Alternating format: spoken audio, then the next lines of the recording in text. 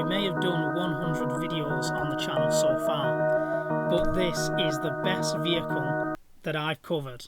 It's the Swiss Army knife of vehicles. It is the Range Rover Classic from 1970. Go anywhere and do anything. Originally known as the VLR, Rover never hid the fact that their original Land Rover 4x4, which went on sale in 1948, was inspired by the famous US military Jeep. The Range Rover of 1970, however, was unique, bigger, heavier and better equipped than any previous Land Rover. It opened an entirely new type of market, the modern-day SUV. Although it was convicted simply as a bigger Land Rover even before it went on sale, it had become more of a gentleman's 4x4 and less of an all-can-do workhorse. And that process carried on over the next 25 years. By the time the last Range Rover Classic was produced, in my year of birth, 1995, no fewer than 317,615 had been built.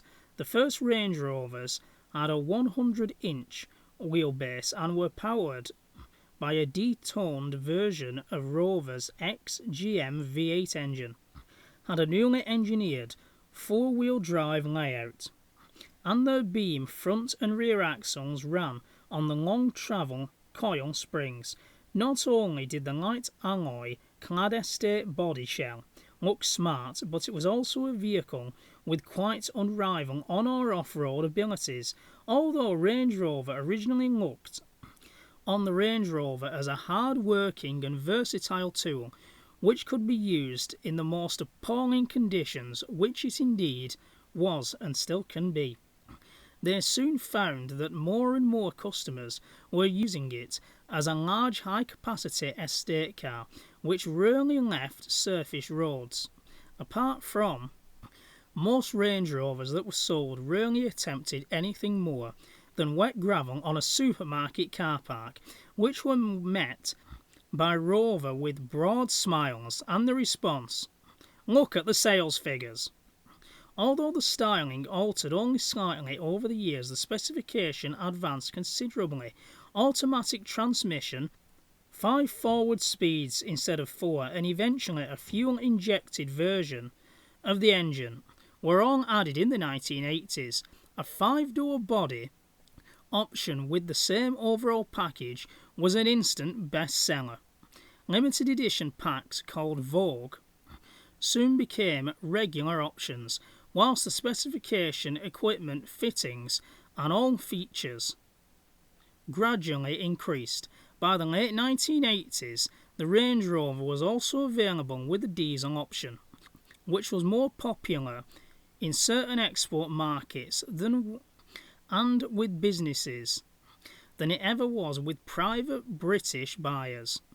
And before long, the most expensive, high-specified versions had a 200 British horsepower 4.2 litre engines, longer wheelbase bodies and self-levelling suspension. Early cars, which had a top speed of 92 miles per hour, were quite outclassed by these machines, which could top 110 miles per hour, although the fuel consumption was very, very high, worse than 15 miles per gallon. During the 1990s, Land Rover Discovery appeared, using the original short Range Rover chassis, and from 1994 there was a completely new generation Range Rover, even faster, more expensive and glossier than ever before. In 20 years the Range Rover had established an entirely new market sector, which left its rivals struggling to catch up. Specifications: years in production, first generation, 1970 to 1995, structure, front engine / four-wheel drive separate chassis, engine, V8 cylinder overhead valve, original type, bore and stroke 88.9 times 71.1 millimeters, capacity 3,528 cc, power 135 British horsepower at 4,750 revs per minute, fuel supply, 2 SU carburetors, suspension, beam front axle and beam rear axle, weight 3,880 pounds, and top speed, and I would love to see this, 99 miles per hour. So I have an overview coming up of who it was used by and the expeditions it went on. Built at Solihull in the United Kingdom and Enfield in Australia. So they were produced in New South Wales from 1979 to 1983 and produced in Venezuela, of all countries, by the Tractor Agro, that's AGRO, group. They were representatives of Land Rover and Mack trucks in Venezuela, and they were in production there from 1973 to 1981. In North America, the list price for a Range Rover was $5,300, and it was launched on the 16th of March 1987. If I had to compare this to any tool, I would definitely compare it to a Swiss Army knife. So this is just a small number of things that the Range Rover was used for. It was used in my favourite version, the TACR2, Truck Firefighting Airfield Crash Rescue, 2-ton 6x4 Mark II Range Rover that was used as a rapid response vehicle by the Royal Air Force, the Queen's Flight and Royal Navy. The Royal Air Force used them in Norway as well, and the original TACR1 was based on a Series 2 Land Rover chassis. I thought only Carmichael built the crash tender version, but clearly not. It seems like Gloucester Saro and HBC Angus built them as well. If you do want to see the crash tender version, there is one at Yorkshire Air Museum in Elvington. I travelled there in 2013, an hour and a half from my home just to see that, and that is fully operational by the looks of it. There is 2 at Caernarfon Airport in North Wales. When I went there in 2017 and 2019, they were still operational. Whether they are now, I have no idea. And there is one at East Kirby, which is the Lincolnshire Aviation Heritage Centre. Looking at this photograph, that is non-operational, unfortunately, and in my opinion should really be indoors. But then they have a fully operational Lancaster bomber there, so they probably don't have any room for it. But I would love to do separate videos on the Popemobile, the crash tender and the ambulance version in the future. It was also used by the Royal New Zealand Air Force's Medical Service. Pope John Paul II had 2 Range Rovers and they cost £128,000. One is now on display at the Cars of the Stars Museum in Las Vegas, and I believe that used to be in Cumbria.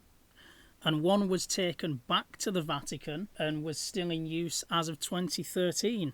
I didn't know that he'd taken one back to the Vatican. I didn't know that it was in use maybe beyond 2013. What I do know is he has a Mercedes G-Wagon, the current Pope, and I thought that's the one that he uses now. But who knows?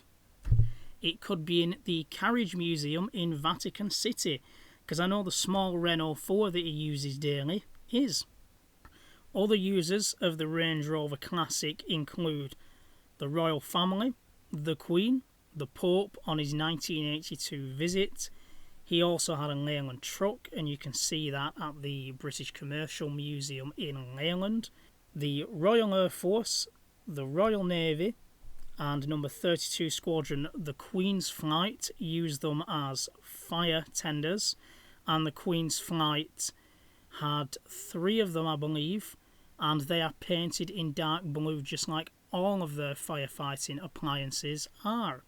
British Traffic Police, Rural British Fire Brigades, the Camel Trophy Expeditions, the famous I think it was from 1972, Darien Gap Expedition, where a party of Royal Engineers went from the north to the south of this impenetrable jungle. The Americans tried it previously, but their jeeps and cars were wrecked, and these Range Rovers were not wrecked. And if you want to see that and the Queen's Range Rover, head on down to the National Motor Museum at Gaydon. They're on display there. I'm sure that MI5 used it, and various other expeditions and scientific research parties, plus of course the oil industry. 1972 Expedition Alaska to Cape Horn, and two of the most famous, in my mind at least, were used on the 1977 programme. I think it was called World About Us on the BBC, and they were the two camera vehicles for Destination Doha. And if you are into trucks like me, it's where the company Astran went from, I think it was Ashford in Kent, all the way to Doha in the Middle East, delivering pipe and other essentials. And going up the Alps, one of the cameramen was strapped onto the back. He was standing on the back bumper filming these trucks as they were coming up the mountain passes in a snowstorm. And then once they got there, they put them into one of the trailers and drove them all the way back. So there you are. They've been used by absolutely everybody. Oh, and the British Army used them on Salisbury Plain. So there you go. Probably the UN as well. And as we can see here, a good few of them were converted to camper vans, and quite a few more were converted with a third axle, and even into limousines. It seems if you want something unusual, get a 3-axle Range Rover. And G4 Challenge also use them for their expeditions around the world. And remember how earlier I said it was the Swiss Army knife of vehicles? It seems like it can just lend its hand to anything, as you can see through some of these weird, wonderful and wacky photos. And by the way, some of these photos are part of my huge diecast collection. See more of that on Diecast Days. And there's going to be more diecast coming up on this channel very soon. So stay tuned to Andy's Vehicle History channel and Diecast Days. What a joy to do a video on one of my favourite vehicles. And this has been amazing. My ex-driving instructor, who I'd known for several years, he actually had one from 1997 to 2003. He said if the fuel consumption wasn't that high, and if he could pay the cost of fuel, he would have kept it, especially on that very costly visit in 2001 down to London. And I think it's like all Land Rovers really.